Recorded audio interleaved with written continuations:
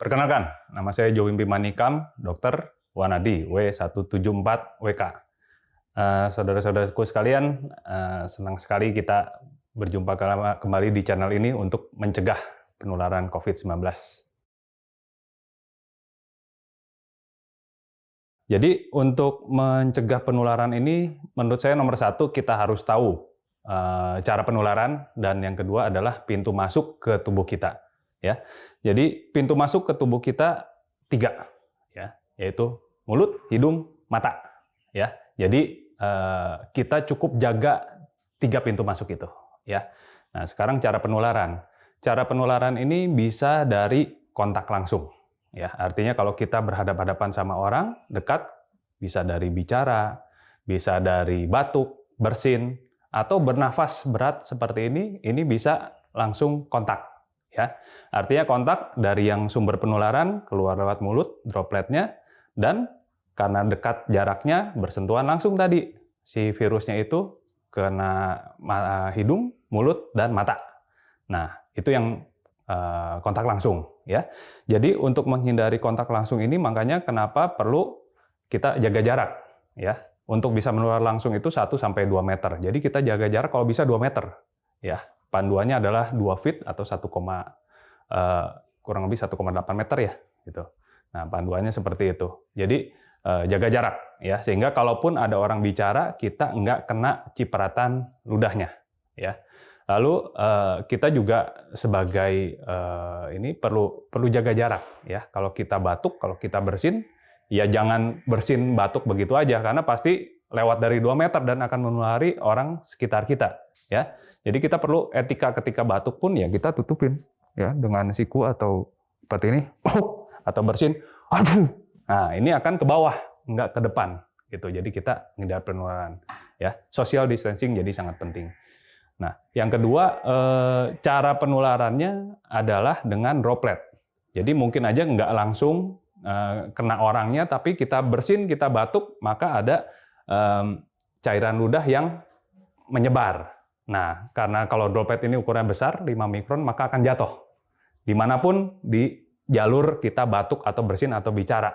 Selain tadi yang sudah disampaikan di depan, penting sekali kita menaikkan imun kita. Ya, kalau kita bertempurnya istilahnya di luar, kita jaga semua bersih, itu akan sangat sulit. Ya, akan perlu sumber daya, biaya yang luar biasa untuk membersihkan semua. Ya, tapi yang kita bisa menangkan pertempuran adalah kita jaga imun benteng kita sendiri. Ya. Jadi gimana cara kita menaikkan imun kita? 1, jangan stres. Ya, pikiran harus tenang. Kenapa? Kalau Anda stres, Anda panik, maka yang keluar adalah hormon-hormon yang bisa justru menurunkan imun.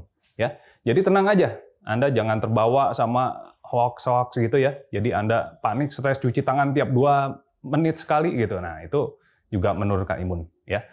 Yang kedua adalah istirahat yang cukup. Ya, istirahat juga sangat penting. Kalau kurang istirahat, imun pasti drop. Ya.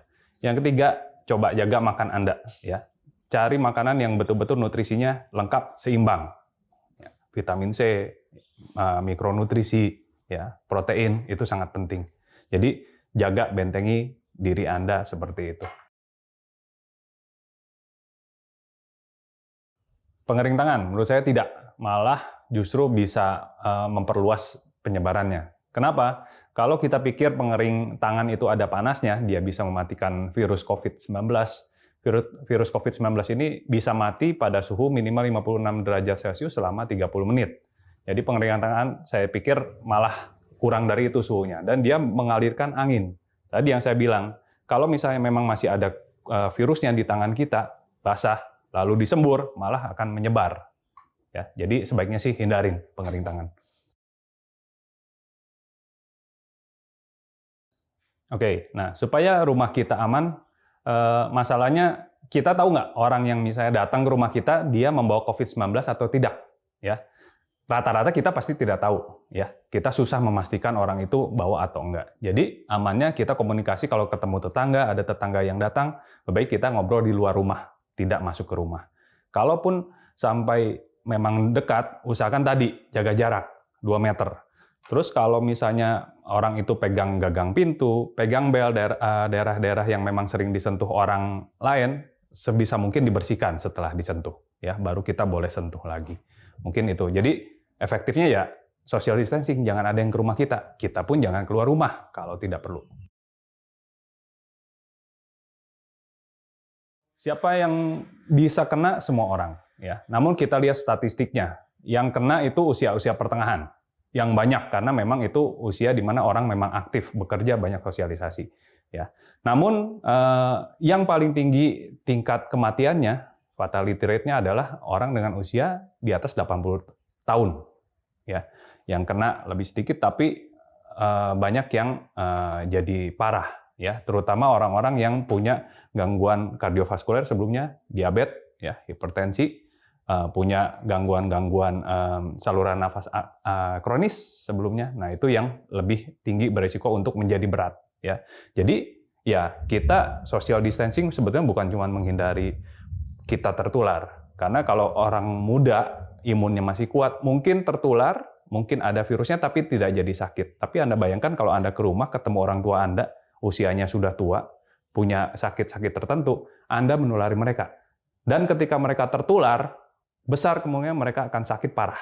Dan kecil kemungkinan nanti selamat. Jadi, social distancing ini penting untuk Anda melindungi orang-orang lain juga, terutama yang tua atau yang punya risiko tadi untuk sakit berat lebih tinggi. Nah, ini kita perlu paham nih juga bahwa penelitian kita ini virus ini baru 3 bulan diketahui dunia. Jadi penelitiannya belum lengkap, ya. Berapa lama bertahan di benda-benda tergantung, ya. Tergantung apa? Tergantung kelembaban, tergantung bendanya. Jadi intinya virus ini akan sulit bertahan kalau dia lebih kering, panas. Tapi kalau bendanya dingin, bendanya lembab, maka virusnya akan lebih lama bertahan, ya. Bisa 10 menit, bisa sampai jam, atau bahkan ada beberapa penelitian juga bisa bertahan sampai beberapa hari.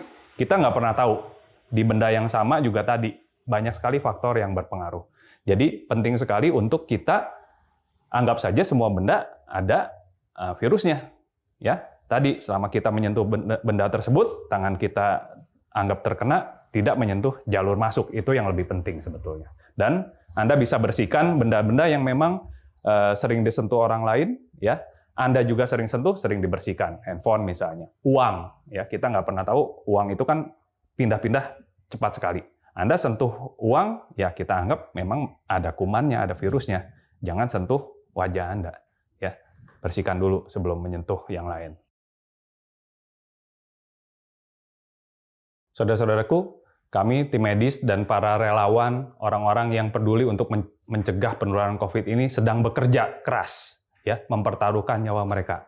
Anda bisa bantu kami dengan cara Anda lindungi diri sendiri, Anda care terhadap orang lain. Please stay at home.